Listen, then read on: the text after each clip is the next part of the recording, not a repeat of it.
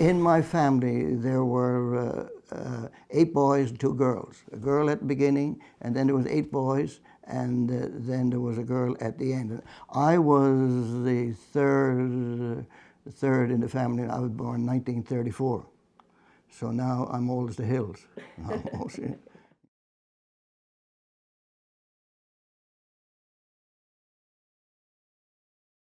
In Petty Harbour, there was 2 modes of transportation. There was mode of transportation that was connected with the fishermen. There's a lot of fishermen there, but also in Petty Harbour, from my earliest memories, there a lot of the men and back in those days, some women worked in St. John's, so we had the transportation of getting from Petty Harbour to St. John's. So first of all, I can remember when the men, like especially the construction men, going to St. John's would, for transportation, they used just a truck, a rubber truck with a tarpaulin over it. And then we graduated to the Petty Harbour buses. The Petty Harbour buses were famous. The Lees owned the buses, and they used to park on George Street. And most of my teenage years, our transportation was Lee's bus service. But then the other transportation that we were used to was with the fishing.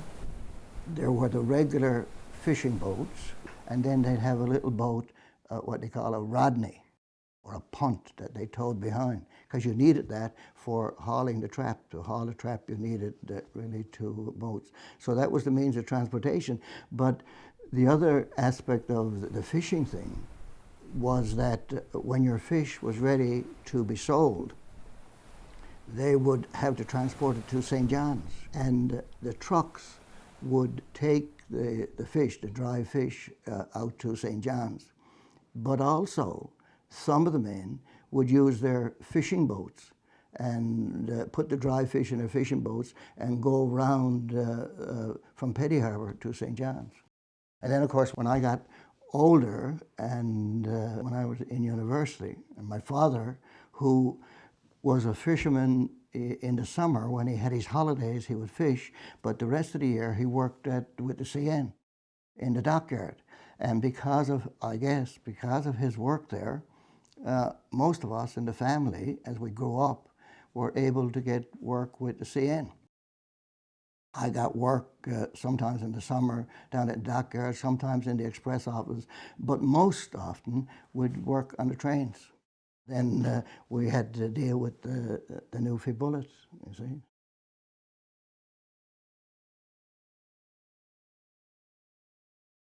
Well, I started off on the trains, as most guys did. They used to hire a lot of university students. There were a number of guys that I knew were studying theology. We'd work in the summer, we'd work during Christmas, and we'd work during Easter. And if there was any long holiday like Thanksgiving, we'd sometimes get a trip then. So you start off in the kitchen, peeling potatoes. You know, you had piles of potatoes you had to peel. And then you graduate to being a waiter, steward, you see, and there. And then if you were there long enough, had enough seniority, you might end up being a porter back in the sleeping cars. You know, train used to leave here 11 o'clock in the morning, but we had to be there earlier because you had to get the supplies on, because there was a bake shop that used to bake the pies and so on, and you had to, get the vegetables peeled and help the cook. There was real good cooks, and they would take care of cooking the turkeys and things like that. And we'd leave here at 11 o'clock one morning and arrive in Port-au-Basque at 11 o'clock the next morning. And then along the way, there were endless stops. Didn't always run to Port-au-Basque. See, sometimes you only went to Cornerbrook, because once you got to Cornerbrook, see, sometimes a number of the cars on the train would be dropped, and they didn't need all the staff. And the other thing that used to happen was that lots of times when you were going out, you would get a call because the train that was coming from Port-au-Basque was short of staff. So at South Branch, sometimes you'd have to switch over. You wouldn't even get to Portabass, you see. So that used to happen lots of times. And a whole variety of people, of course, traveled on trains, all kinds of salesmen. And a lot of Roman Catholic sisters would be traveling to go to work, and in the summer traveling a lot for holidays. You would always be sure of your tips from the Roman Catholic sisters. Roman Catholic sisters, every one of them had a dollar for the porter and 50 cents for the waiter. The other interesting group that traveled used to be the Red Cross people for collecting blood. And if, for example, they were doing a blood collection in Grand Falls, they would drop that car there in Grand Falls. I did that, I remember one summer I did that quite a bit. And then the nurses would go and do their blood collection and come back to the car and sleep in the night. And then if they were finished their work, the train coming back would pick up that car. Porter couldn't sleep very much at all. No, because a whole lot of stops and you're up. And in the sleeping cars, there was a little room called a smoker. And the porter, you could make up a bed in there and sleep if you wanted to, if you were a porter, you see. Because see, like for example, if you were carrying the nurses would come back and sleep in that car all night. So you had to have a little place to sleep, so it was a little place, this smoker place. But if you were a waiter, then what they would do is when everybody was gone to bed, we would break down the tables. The tables could be taken down, and the chairs around the tables, we would move the table away and put the chairs in by the side, by underneath the window. They had a little mattress that you could put right there, and that's where we would sleep. There would be 8 or 10 of us, because the cooks would also sleep there, and there used to be 5 or 6 waiters, depending on the size of the train, you see. And so we'd sleep there, and like I told you, then the cook would first get up in the morning. He'd get up 5 o'clock in the morning, and what he would do, just pull out all the chairs, and everybody would go down on the floor. It was time to get up. So that's where we used to sleep. We used to have lots of theological discussions with the other guys, and there was always stuff to talk about, but usually we were too tired for that. Normally when, when the work was all done, because see, we would have to do all the cleanup after the supper in the evening, and then get things ready for breakfast the next morning. Breakfast was a really busy time. You'd serve breakfast from maybe 6 o'clock in the morning until about 10. And then you barely had time. You had to get ready for lunch. And then supper was another big meal. So that's the details of the old Newfoundland bullet.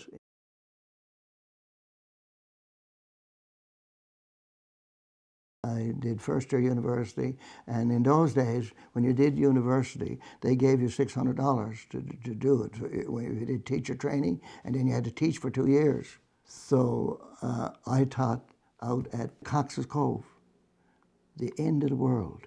And to get there, I had to go by train to Curling. The guy who I was staying with in Cox's Cove had to come in. There was no road from Cornerbrook out to Cox's Cove, around Bay Balls, no road out there then. He had to come in by boat to get me. By the time, I think Christmas came round, they had finished the road out to Cox's Cove. And I came in and came home for Christmas. And then that was enough of teaching for me. I was the principal of a 3-room school, and I had about 30 or 40 kids, and all used to go through my mind is, well, I got to spend the rest of my life in this little box with 40 people every day. I can't do it, so I went home. I had been closely connected with the church back home. This was in the back of my mind. So I went home and I told my mother, I can't do this teaching no more, because all my other brothers and that were into.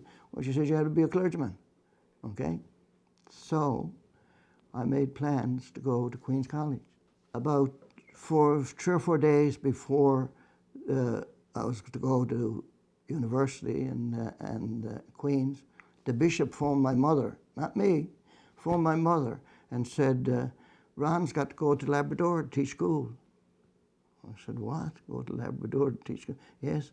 And I said, no, I'm not going. Well, they said, you got this grant, so you owe us 2 years of teaching, the Department of Education.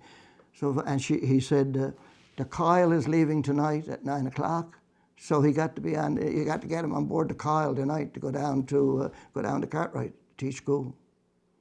So mother packed me up, put me on the Kyle, and I was down I ended up down Cartwright. So I was down Cartwright, taught school down there for a year. And of course, I didn't have to move around very much, but the only means of transportation down there was dog team, Comatic. And so I lived there for a year. And at the end, almost at the end of the year, planes couldn't get in. There was no boats could get in. But then the mail plane got in about a week before school closed. And the clergy guy there that was there said, I'll fill in for you in school. You can get on the mail plane and go on home. So I came home on the mail plane. So that was the end of my teaching career. So next year then, I went to Queen's College.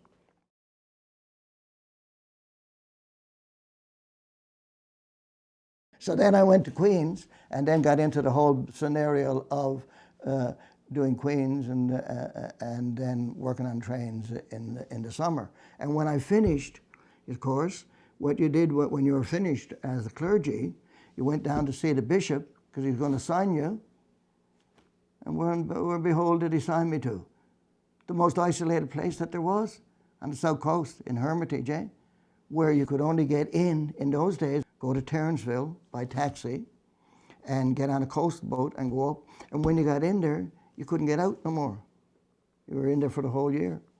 Our headquarters down there was in Hermitage, and we did the area from Pass Island up to the head of Bay d'Espoir, 10, 12 places. Well, I used to do Galtas, Pickery, Round Harbour, and Stone Valley. And except Galtas, these are all shut down now. When I ended up, I was ordained in 62, so I was on the south coast that year, and I was the curate, the assistant in the parish. And the means of transportation and work were varied. We traveled by coastal boat. Coastal boat was the big thing for a lot of people. But then for the men that were all fishermen, they had their own boats. And one of the aspects of transportation down there that I wasn't familiar with in Petty Harbour, because in Petty Harbour we had Rodneys or little punts, was down there, was the Dories. And the Dory was a real means of transportation for a variety of reasons. I mean, they used it for getting from one place to the other for pleasure. They used it for fishing. They used it for doing all kinds of business. In terms of how valuable and useful dories were, for getting to Pass Island, a man would drive us out to the point, the Connager Head on the Connager Peninsula, and then to get over to Pass Island, he would blow his horn, and a guy would come over in a dory and bring us over to Pass Island, and when we were ready to leave, he would bring us over in the dory back again. Dories, seemed to be a kind of a boat that could almost go no matter what the weather was like. And we used to travel quite a bit with the fishermen, because a lot of them used dories for fishing. And often when we were traveling around, we would go with them from when they were going fishing, and then move from one community to the other in these dories. In all these small communities, there was a shop, store, usually only one. They used to call them the trade. It was another name for a shop, was the trade. And they would have to, a freight boat would have to come every so often, almost every week, and bring them freight. So as a means of getting around, often if the freight boat was on the go, you could get with that. But most times, they would take you around, the fishermen would, in their dory. And when I first went there, I learned a very valuable lesson. I remember one time I had a wedding down in a little place called Ferry's Cove. The next day was very stormy. And I wanted to get back to Hermitage. I had done my job, had done my work and so on. And it was windy and storming. And so I went down on the wharf, and the men were there and the fellows who were going to take me. And so I said to them, "Too bad, is it? It's too bad for you to take me." I shouldn't have said it, because it was like a challenge to the men.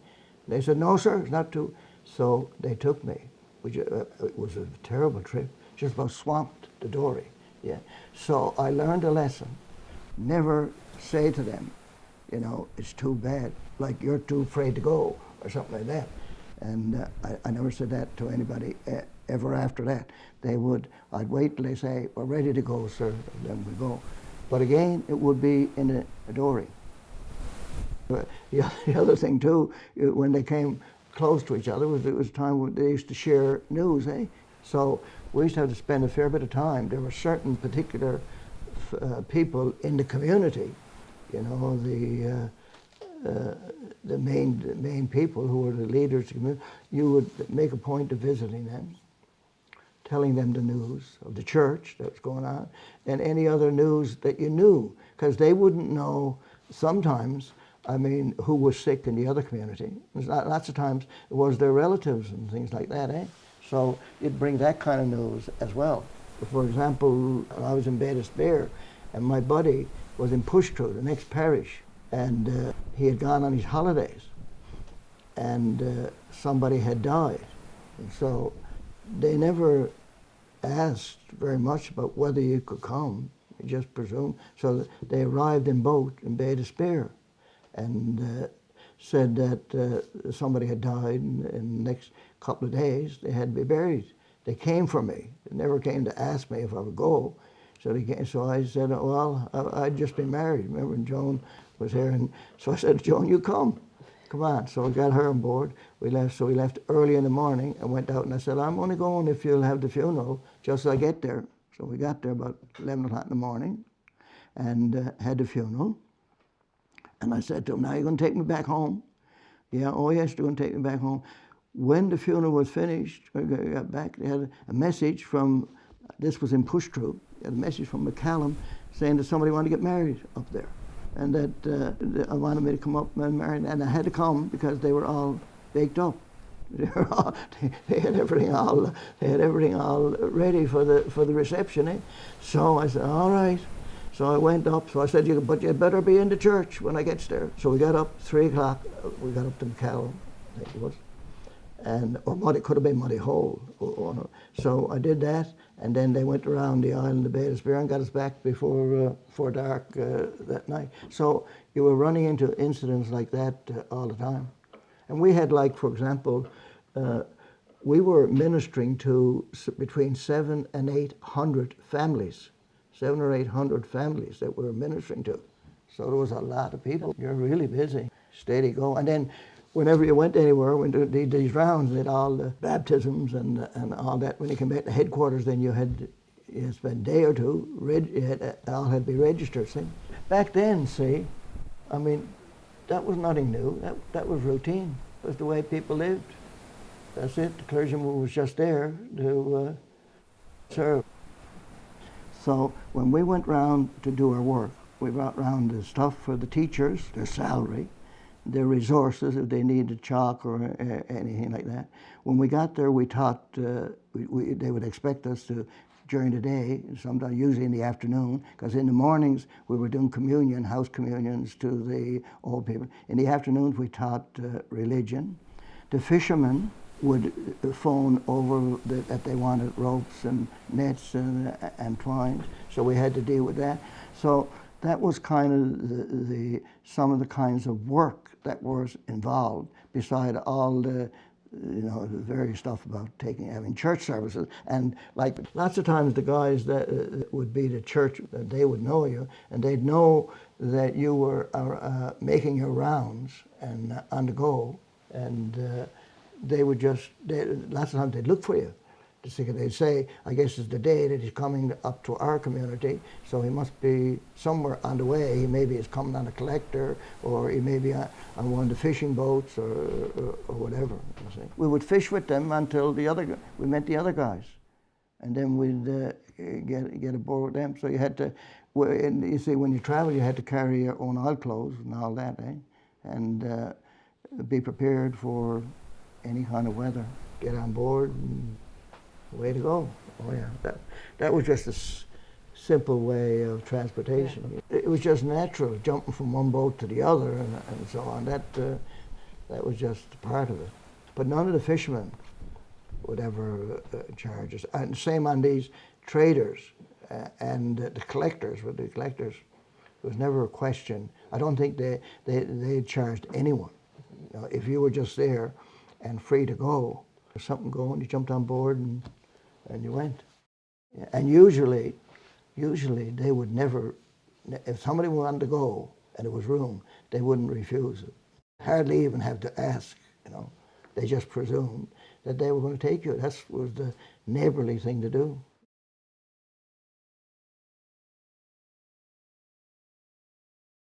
Back in those days, I mean, the means of communication was the telephone, very few of them. So basically, one of the basic ways was really writing letters, yeah. And as you know, a lot of the people were not that well educated, especially writing official letters. So as we went round, we used to have to, I told you we used to have to make out unemployment applications, and often if there was any kind of official letters, if somebody, you know, had a gripe or somebody wanted to get something done, they would ask us to write a letter. So we used to do that. And when I was expected to communicate with Joan when I went around on those trips. So what I would do before I left home, I would get a writing pad.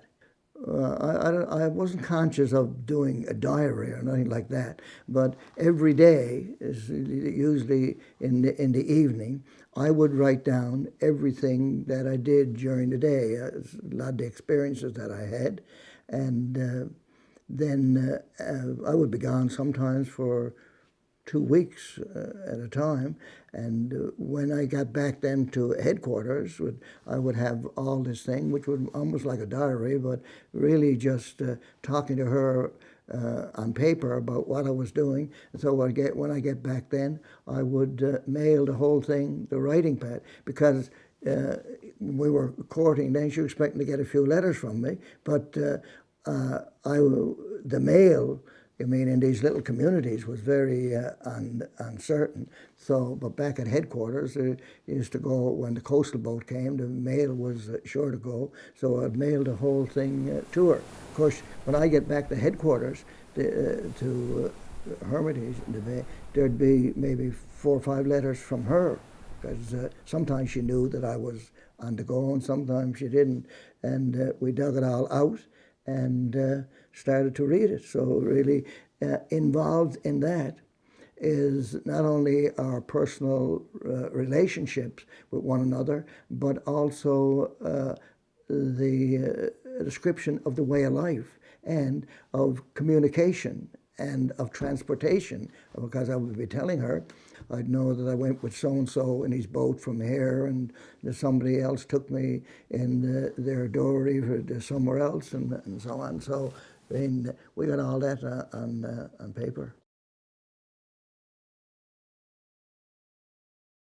Well, I finished there, and I was in Buckens, and then I went to Grand Bank to be the clergy in the charge of the parish of Grand Bank. And then from Grand Bank, I went and worked in Gander with the bishop there in the office, which wasn't in a parish. Okay, then I came in here to the church, because what I ended up doing was being a stewardship officer, raising funds. When I retired from here, they wanted to do a stewardship program in Cornerbrook, so I went and spent a whole year going out there 1 week out of a month. And then since I retired, I did PEI, I did Annapolis Valley, I did Lewisport, I did Pooch Cove, I did Portugal Cove, Phil, and all that. And the last place, I end up, thought it was finished, went over in Bell Island. But the question on Bell Island is the ferry. I've been in Bell Island for 7 years. Up until this fall, in that 7 years, I missed 2 Sundays going over there because of the ferry and because of weather. Since this fall, and up now it's February, I've missed 4 Sundays. Some people would say partly because of the weather, when we have a lot of wind, but there's a lot of other factors associated with it, so that the whole transportation system in relationship to getting Bell Island and getting off Bell Island, in my opinion, has deteriorated quite a bit. Well, like, for example, on Saturdays, now I'm on pins and needles, listening to the forecast and wondering, and of course, sometimes there's not a whole lot of wind, the boat won't go, and then other times the boat is broke down, you see. So like for me to do a service over there at 10:30 in the morning, normally I go 8:30, which means I'm over there at 9, which I can't wait for the 9:30 ferry because I'm afraid something will be late. 2 Sundays ago, I got up at 6 and checked, and because there was an emergency or something in the night, they had to call out another one of the ferries, which apparently didn't have any fuel. So I phoned the crowd and everything, and I said, she's going to be fueling up at 8:30. There's no ferry. Oh no, but she'd be going at 9:30. Okay, she's going at 9:30. I should be over there 10 to 10. I said, okay, that's all right. So I goes down there. They finally got the boat fueled up at 20 minutes to 10. She must have gone away about after 10 o'clock. My service was 10:30, and I got there 20 minutes to 11. And that's the kind of foolish, crazy scenarios you can get involved in, kinds of stuff that you never dream of. Well, normally when I go over early, I do other work. I go and do the hospital and so on. Eh? But I usually need about a half hour before the service so I can get everything ready and get everybody lined up for what they're going to do and all that. So, I mean, I had to fly by the seat of my pants then. And you got to be half decent in the service because I told you our service is broadcast every day. It's on the air. So can't be too sloppy about it. You got to be half decent in what you do and what you say. Going to Bell Island on the ferry, I mean, sometimes they say it's rough. Eh? But nothing compared to like the South Coast. The South Coast was really, the seas were always rough. But I mean, in terms of transportation and so on, the Dory was a very valuable way of transportation down there. And Dories are pretty much obsolete nowadays.